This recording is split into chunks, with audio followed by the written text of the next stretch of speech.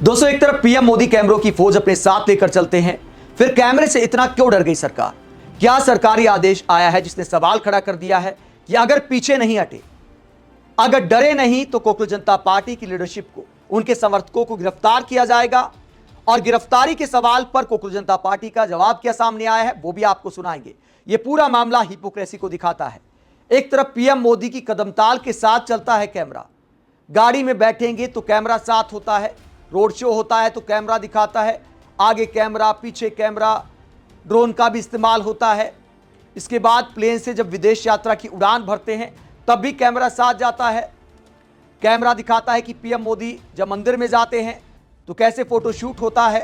Camera दिखाता है कि पीएम मोदी तपस्या कर रहे हैं, तपस्या में भी कैमरा साथ जाता है।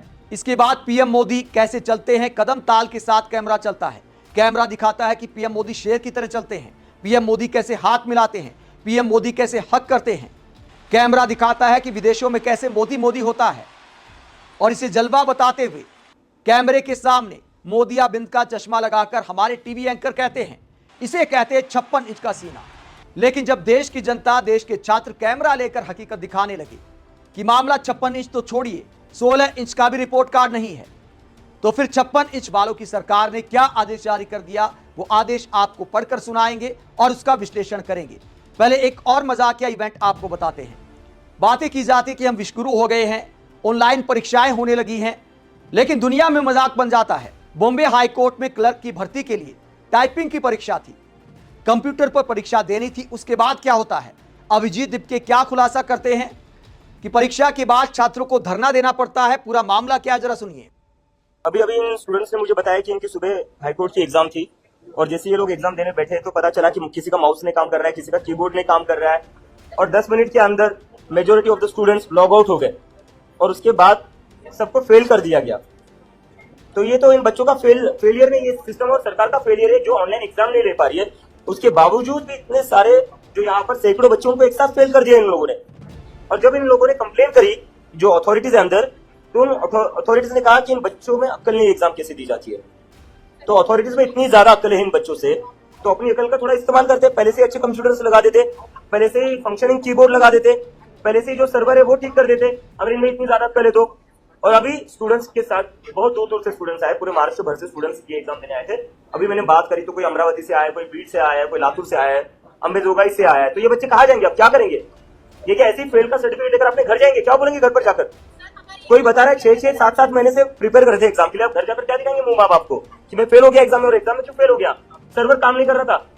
तो ये सरकार की गलती है। अंदर जो भी बैठा है, मुझे बताया गया कि डिस्ट्रिक्ट कोर्ट के जज बैठे, वो बाहर आए, रिटर्न में दे कि एग्जामिनेशन फिर से होगी, और अब आज जो कंप्यूटर थे उन कंप्यूटर्स पर नहीं होगी। इसके बाद ये ऐसा फिर से हाल होना नहीं चाहिए। बच्चों का भविष्य दांव पर लगा हुआ है। तो अभिजीत दिपके आरोप लगाते हैं कि जब माउस ठीक से काम नहीं कर रहा था, सर्वर ठीक से काम नहीं कर रहा था, तो टाइपिंग परीक्षा में आखिरकार बच्चों को फेल कैसे कर दिया गया? ये किस तरह की परीक्षाएं हैं और क्या 21वीं सदी में ऐसा होना चाहिए? अगर कोई बच्चा रिपोर्टिंग टाइम से 1 मिनट भी या कुछ सेकंड भी देरी से जाता है, आपने देखा होगा छात्रों के, छात्राओं के रोते हुए वीडियो सामने आते हैं, गेट बंद कर दिया जाता है। लेकिन परीक्षा कराने वालों के प्रोफेशनलिज्म का आखिरकार क्या है? महाराष्ट्र की तरह तमाम परीक्षाओं में ऐसे मामले सामने आते रहते हैं, लेकिन सरकार सीखने को तैयार नहीं है। कोकरोच जनता पार्टी ने एक मुहिम की शुरुआत की थी, या आओ स्कूल ठीक करें। अपील की थी कि अपने अपने गांव के स्कूल का वीडियो बनाकर, फोटो खींचकर देश के सामने रखे, डिमांड करें कि इस स्कूल को ठीक कराया जाए। तो राजस्थान से क्या मामला सामने आया है? राजस्थान सरकार ने तो बाकायदा एक लेटर जारी कर दिया। इस लेटर में चेतावनी दी गई है, बताया गया है कि अगर कैमरा लेकर स्कूल में घुसे तो उसके बाद कानूनी कार्रवाई का सामना करना पड़ सकता है। इसमें क्या नियम बताए गए हैं, राजस्थान सरकार की तरफ से इस लेटर में क्या कहा गया है? लेटर में कहा गया है कि प्रिंसिपल की पूर्व अनुमति के बिना किसी भी बाहरी व्यक्ति को विद्यालय परिसर में प्रवेश की अनुमति नहीं होगी। केवल शासकीय अधिकारी अपवाद होंगे जो अपने आधिकारिक दायित्व के निर्वहन हेतु विधिवत अधिकृत हो। प्रत्येक आगंतुक विद्यालय परिसर में प्रवेश करने से पूर्व विजिटर रजिस्टर में अपनी प्रविष्टि करेगा। तो विजिटर रजिस्टर तो लिख दिया, लेकिन बहुत सारे स्कूलों के तो गेट भी नहीं होंगे, वहां पर दरवाजे पर कोई बैठा नहीं होगा। अगर मान लीजिए रजिस्टर नहीं होता है तो फिर क्या प्रावधान है? बातें तो ऐसे लिखी जा रही, पता नहीं कितने हाईटेक स्कूल हैं, जैसे हर आने जाने वाले की चेकिंग होती हो। बहुत सारे विद्यालयों में क्या हालात हैं, कई कई क्लासों पर एक टीचर रखा जाता है। इसके बाद आगे क्या कहा गया है? प्रधानाचार्य किसी शिक्षक अथवा अधिकृत विद्यालय अधिकारी के साथ हुए बिना कोई भी बाहरी व्यक्ति कक्षा कक्ष, प्रयोगशाला, पुस्तकालय, छात्रावास, खेल मैदान, शौचालय अथवा विद्यार्थियों की किसी भी गतिविधि वाले क्षेत्र में प्रवेश नहीं करेगा। यानी शौचालय में नहीं जा सकते, पुस्तकालय में नहीं जा सकते, प्रयोगशाला में नहीं जा सकते। लेकिन सवाल ये उठता है, कितने सरकारी स्कूलों में प्रयोगशाला, पुस्तकालय और ढंग के शौचालय कितने अवेलेबल हैं? जरा ये आंकड़ा भी रख देते, थोड़ी पिक्चर और साफ हो जाती। अगर वाकई हर स्कूल में पुस्तकालय है, प्रयोगशाला है, तो फिर इस आंदोलन की आखिरकार जरूरत क्या है? तो राजस्थान सरकार को थोड़ा पिक्चर को और क्लियर करना चाहिए। ऐसा लिखने में क्या जाता है? ये लेटर देखकर लगता है कि सब कुछ चंगा है। लेटर में साफ कहा गया है कि कैमरे का इस्तेमाल आप नहीं कर सकते। छठे बिंदु पर क्या कहा गया है? यदि कोई व्यक्ति बिना किसी अनुमति प्रवेश करता है, परिसर छोड़ने से इनकार करता है, अनाधिकृत फोटोग्राफी, वीडियोग्राफी का प्रयास करता है अथवा विद्यालय के कार्य में बाधा उत्पन्न करता है, तो प्रधानाचार्य तत्काल स्थानीय पुलिस तथा जिला शिक्षा अधिकारी को सूचित करेंगे ताकि लागू विधियों के अंतर्गत आवश्यक कार्रवाई की जा सकेगी। यानी कानूनी कार्रवाई की चेतावनी दी गई है कि आप कैमरा लेकर स्कूल में नहीं जा सकते। तो इस पूरे मामले को लेकर अब राजस्थान सरकार से सवाल किए जा रहे हैं। जब ऐसा आदेश सामने आया तो सबसे पहले कोकरू जनता पार्टी का क्या रिएक्शन सामने आया है? कोकरू जनता पार्टी के प्रवक्ता आशुतोष रंका कहते हैं, मदन दिलावर जी, या तो राजस्थान के सभी दर्जन स्कूल ठीक करें या फिर हम पर एडवांस में एफआईआर करवा दें। आप हमें एडवांस में गिरफ्तार भी कर सकते हैं, आपकी सरकार है, आपकी पुलिस है, लेकिन हम तब तक स्कूलों का निरीक्षण नहीं रोकेंगे जब तक राजस्थान के सभी स्कूल ठीक नहीं हो जाते। तो आशुतोष रंका कहते हैं, चाहे कोई आदेश जारी कर दो, राजस्थान के शिक्षा मंत्री मदन दिलावर को चैलेंज देते हैं कि हम एफआईआर से नहीं डरने वाले, गिरफ्तारी से नहीं डरने वाले। वहीं इस पूरे मामले को लेकर मशहूर टीचर अभिनय महज सवाल उठाते हुए क्या कहते हैं? वो कहते हैं, अगर स्कूलों में सब कुछ ठीक है तो फिर कैमरे से डर कैसा? स्कूल कोई निजी जगह नहीं है जहां जनता के बच्चे पढ़ते हैं, शिक्षक सरकारी वेतन लेते हैं और व्यवस्था जनता के टैक्स से चलती है। हाँ, बच्चों की प्राइवेसी सेफ्टी के लिए स्पष्ट नियम होने चाहिए।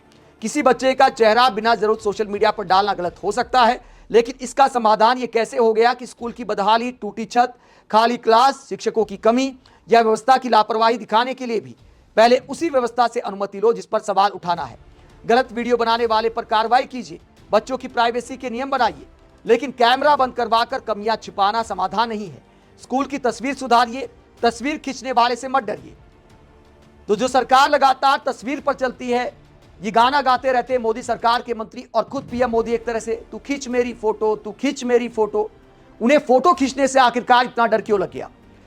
क्योंकि जो फोटो खींची जा रही हैं, जनता जो अपने मोबाइल से फोटो खींच रही है, उन फोटो को देखने में शर्मिंदगी का सामना करना पड़ता है। हमारे देश के प्रधानमंत्री शौचालय को लेकर बड़ी बड़ी बातें करते हैं, लेकिन 80-90% से ज्यादा स्कूलों में शौचालय के ऐसे हालात हैं कि आपको नाक बंद करनी पड़ेगी, आप उनका इस्तेमाल नहीं कर सकते।